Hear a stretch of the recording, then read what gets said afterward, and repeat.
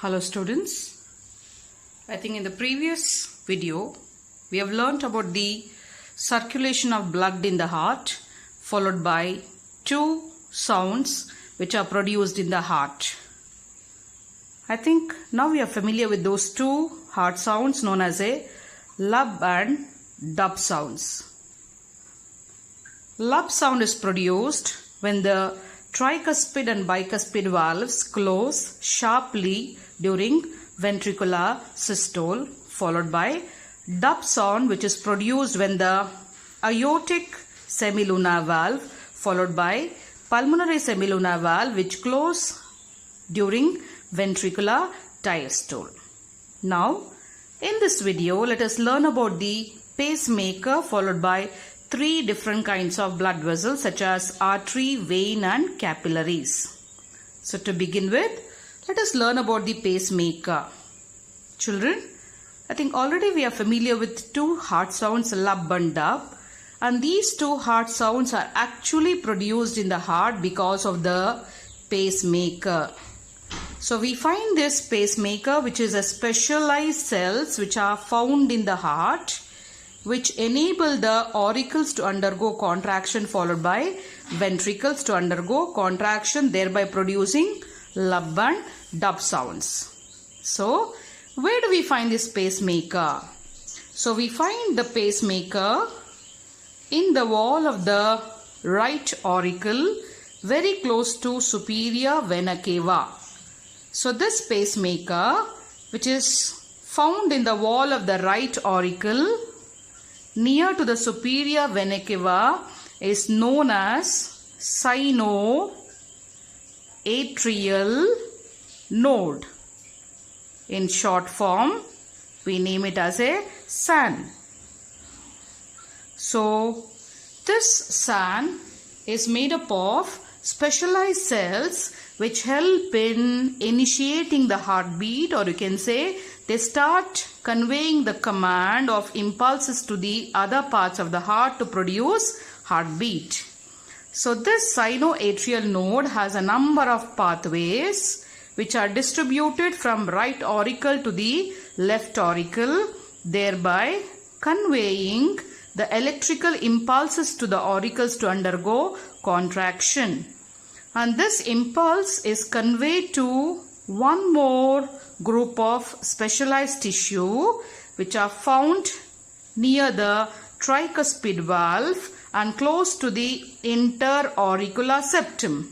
Children, if you remember, we have learnt in the earlier video, a septum is a partition wall which separates the right side of the heart from the left side of the heart. Since we have the septum in between the auricles, we name this septum as interauricular septum. So I repeat. So interauricular septum is a septum, a partition wall which is found between the right auricle and the left auricle. So we find the specialized cells which is very close to the tricuspid valve and the interauricular septum. So this structure is known as atrioventricular node. In short form, we call it as a AVN.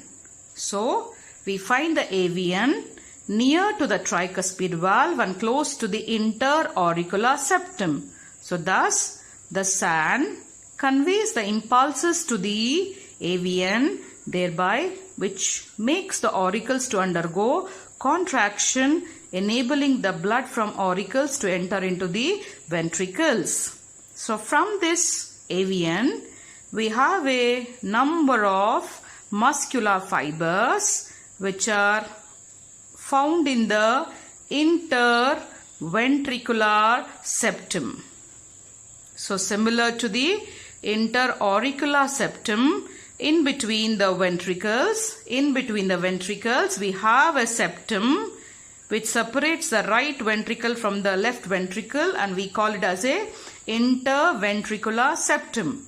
So from the AVN we have a number of branches of muscular fibers which are running in the interventricular septum, and we call that specialized fibers as bundle of His. So thus the electrical impulse is conveyed from AVN to bundle of His, and this bundle of His, which is running in the interventricular septum, now further enters into the walls of the ventricles. It has a number of branches which run along the walls of the ventricles. The number of fibers enter into the walls of the ventricles, and these fibers which are entering to the walls of the ventricles are known as a Purkinje fibers. So thus I can say that the bundle of His has a number of branches which are entering along the walls of the ventricles, and those fibers are known as a Purkinje fibers, which conduct impulses to the walls of the ventricles, thereby making the ventricles to undergo contraction, thereby producing the heart sounds. So thus this entire specialized system of conducting fibers which are found from auricles into the ventricles, which conduct impulse from one to the other, enabling our heart to produce two heart sounds. Children, let us recall from the beginning. So we find one of the specialized pacemaker known as SAN, and we find the SAN in the wall of the right auricle very close to the superior vena cava. So SAN is known as sinoatrial node. So what is the function of sinoatrial node? It initiates the heartbeat, and this structure conducts the impulses to the other parts of the heart. First it conveys the impulses to the other structure known as a atrioventricular node. In short form we call it as a AVN, and this AVN is found near to the tricuspid valve and very close to the interauricular septum. And from the AVN, the impulse is conducted to the specialized muscular fibers which are running in the interventricular septum, and we name it as a bundle of His. And this bundle of His has a number of specialized fibers which are branching out, and then they are entering into the walls of the ventricles. So they are running along the walls of the ventricles, and we call those fibers as Purkinje fibers. So thus the impulse is conveyed from SAN to AVN, AVN to bundle of His, from bundle of His to Purkinje fibers, which enable the auricles followed by ventricles to undergo contraction, thereby producing two heart sounds. Sometimes in some people the pacemakers may not function properly. In such a case, the artificially man-made pacemaker is implanted in his body so that it works instead of a natural pacemaker. So thus these pacemakers play a very important role in our body to produce two heart sounds. Children, now let us learn about the blood vessels.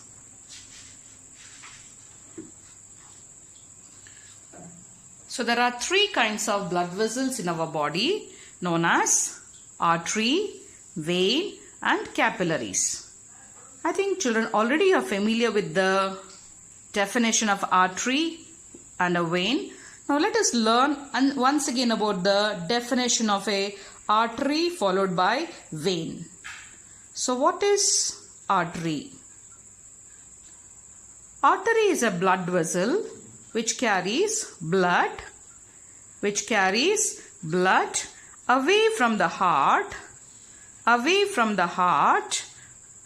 towards any organ, So what is an artery? Artery is a blood vessel which carries blood away from the heart towards any organ. In the same way, what is the definition of a vein? So you have to just make small changes. So what is a vein? Vein is a blood vessel which carries blood away from the organ towards the heart. So if you observe both the definition, there are small changes.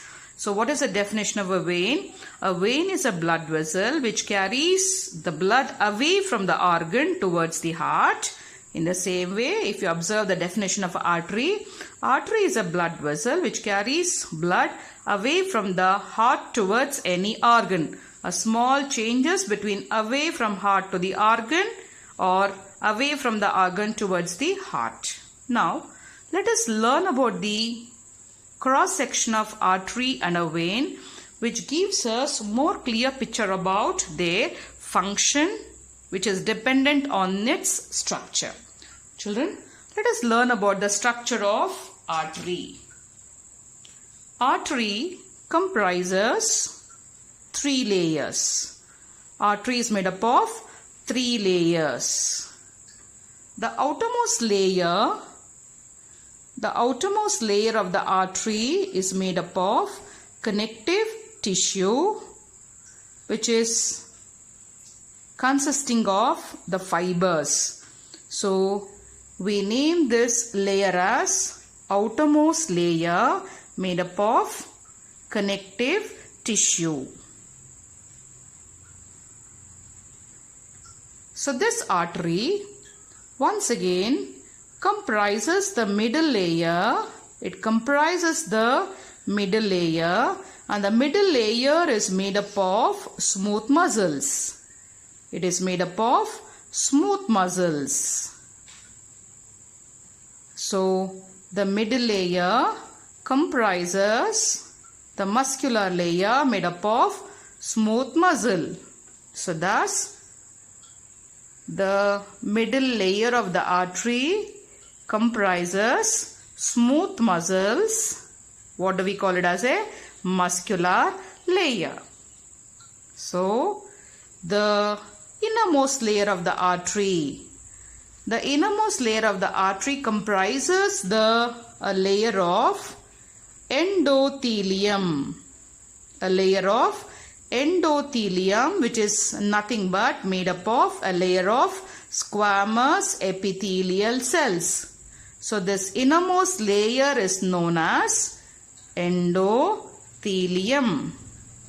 Known as endothelium, made up of a single layer of squamous epithelial cells.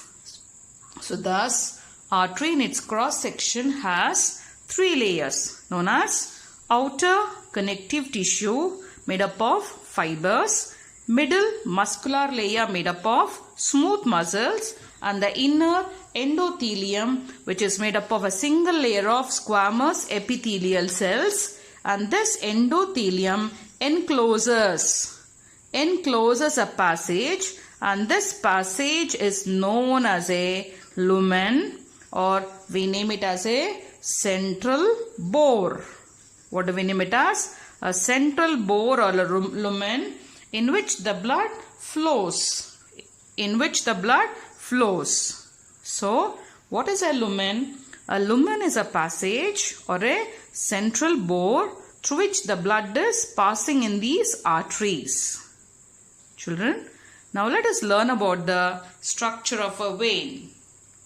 A vein once again comprises all the 3 layers similar to the arteries. Again, it comprises the outermost connective tissue, which is similar to the artery, and it is made up of fibers. It also encloses the middle muscular layer. The middle muscular layer made up of smooth muscles similar to the artery, and also it comprises the innermost layer known as endothelium made up of a single layer of squamous epithelial cells.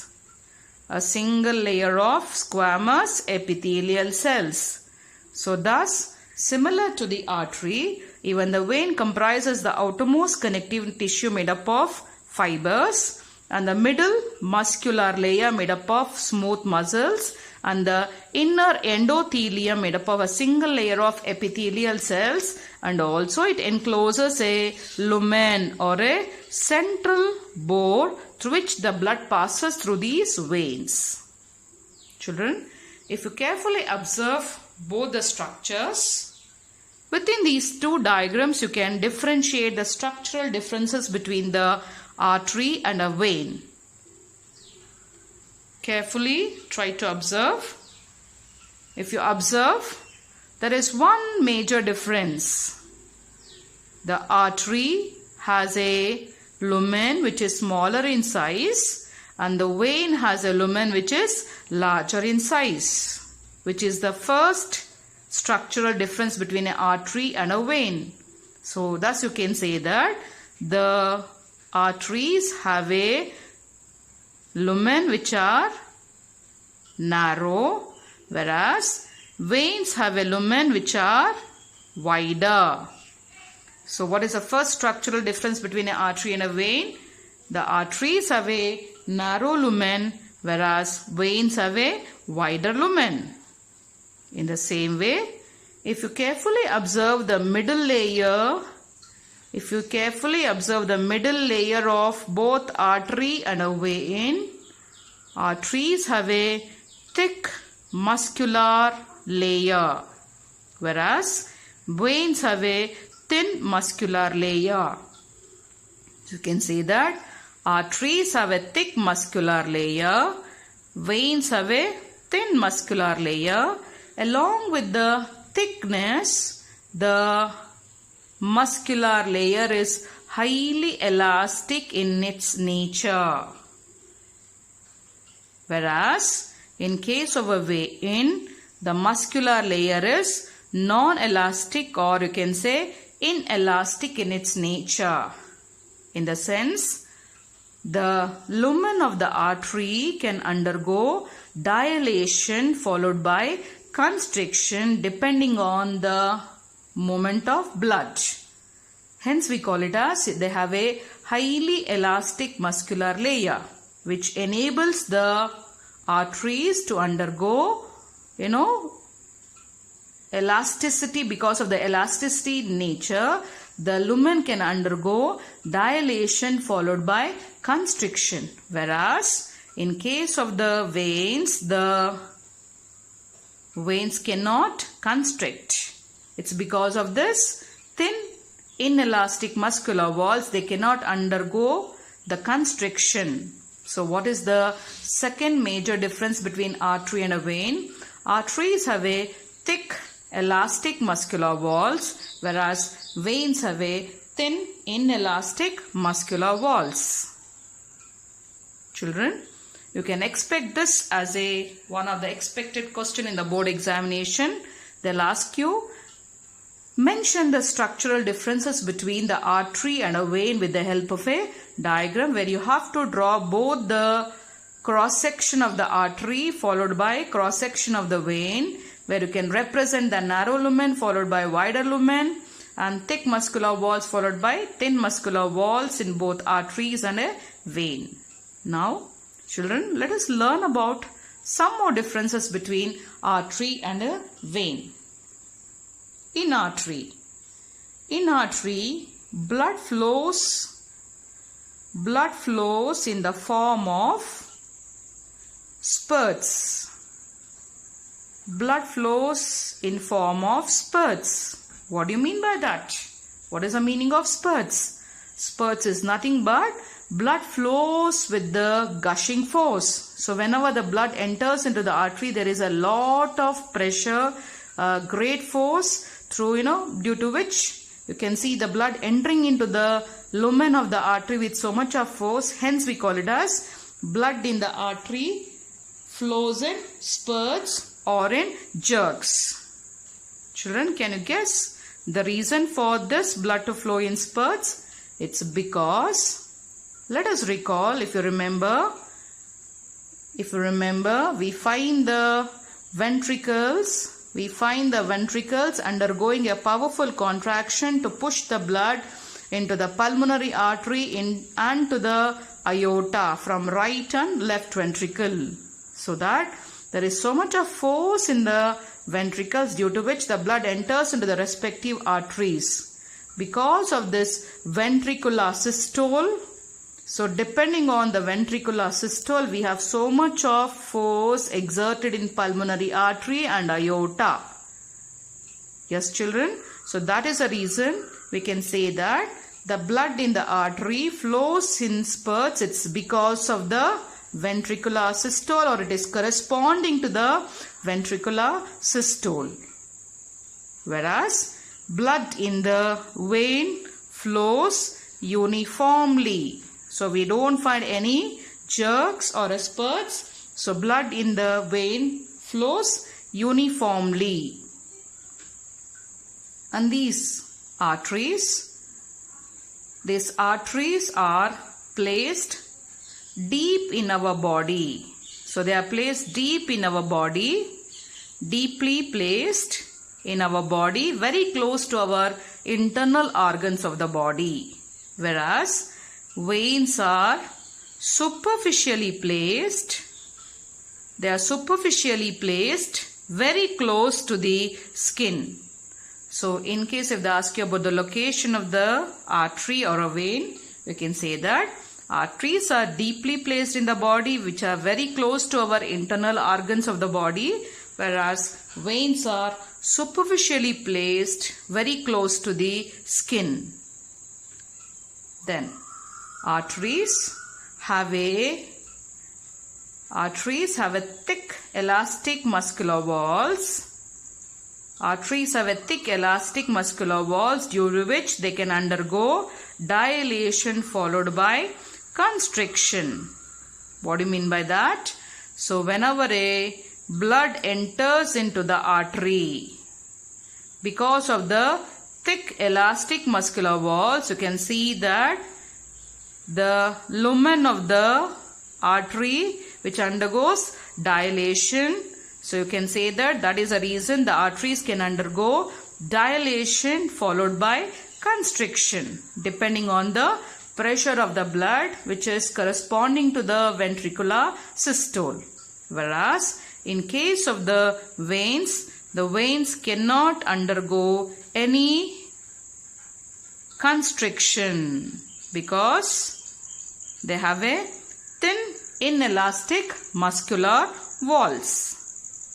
And then valves. Valves are found in the veins. So thus you can say that the veins enclose the valves, whereas arteries do not have valves. So I think children, you are coming across the name of the valve once again. So what do you mean by valves? In fact, within the vein, we find again a pocket-shaped valves found in the inner lining of these veins. So what is the role of these valves? These valves actually help in the movement of blood in one direction. It does not allow the backflow of blood to the organ. If you observe carefully, the pocket-shaped valves are facing the direction of the heart. So you can say that the mouth of the pocket-shaped valves are facing the heart. So whenever the blood is moving towards the heart, if there is a backflow of blood, the pocket-shaped valves get filled with the blood, thereby preventing the backflow of blood to the organ. So that is the reason all the veins, since they collect the blood from different parts of the body to the heart, they enclose a pocket-shaped valves, and the mouth of these pocket-shaped valves are facing the heart. So once the blood, if it tries to flow back, the pocket-shaped valves get filled with the blood, thereby preventing the backflow of blood to the organ. Whereas arteries do not have any such pocket-shaped valves. Yes, so you can say that all the arteries in our body